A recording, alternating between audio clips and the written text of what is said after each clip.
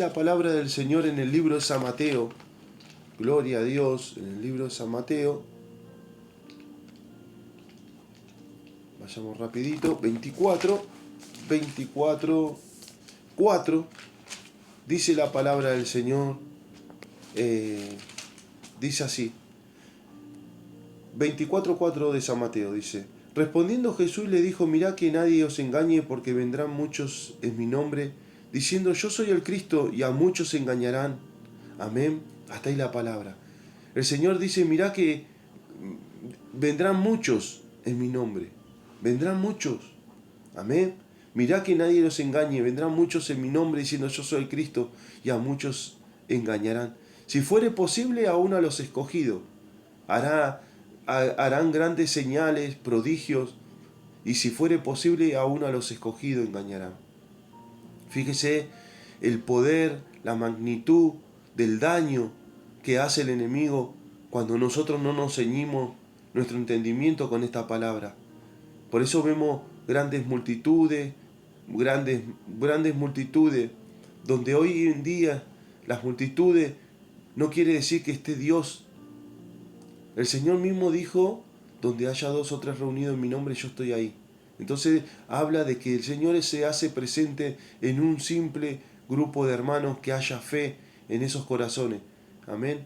Entonces lo que nosotros tenemos que mirar, que nadie nos engañe. Porque vendrán muchos, dice, en mi nombre harán señales, prodigios, y si fuere posible a los escogidos engañarán. Entonces nos está advirtiendo de que no todo es de Dios.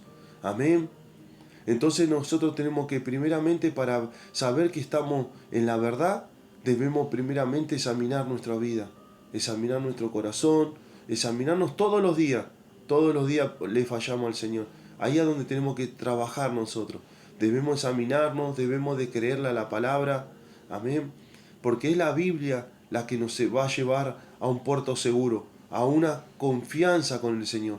Amén. Porque dice la palabra que a muchos se engañarán. Y esto es lo que nosotros tenemos que estar atentos, amén.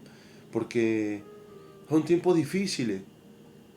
Hay muchas cosas que se están viendo y vemos que la maldad ha crecido, la apostasía está ya en los altares. Vemos cuántas cosas se hacen fuera de esta palabra. Y la palabra de Dios dice: ay de aquel que agrega o quita, porque será maldito con Dios, será maldecido por Dios. No podemos nosotros agregar ni quitar.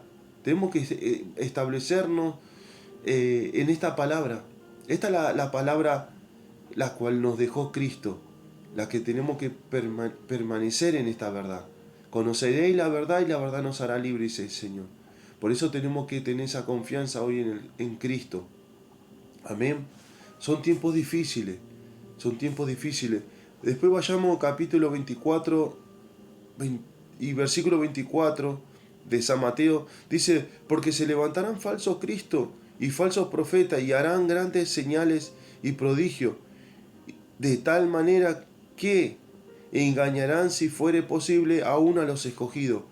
Dice la palabra de Dios que se van a levantar, amén, falsos cristos. Fíjese el pensamiento del enemigo, que no tiene misericordia.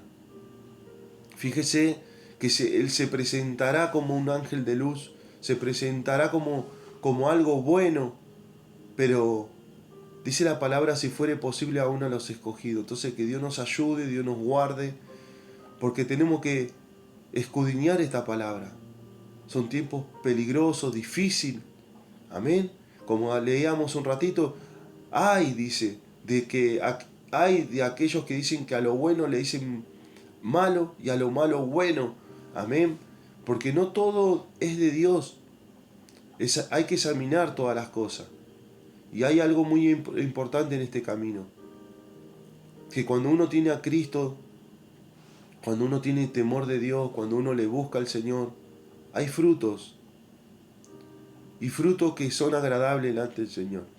No todo aquel que diga Señor, Señor en mi nombre entrará al reino de los cielos.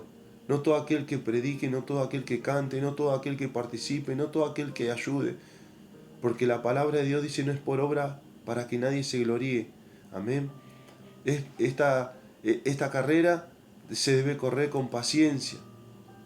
Entonces tenemos que confiar en el Señor.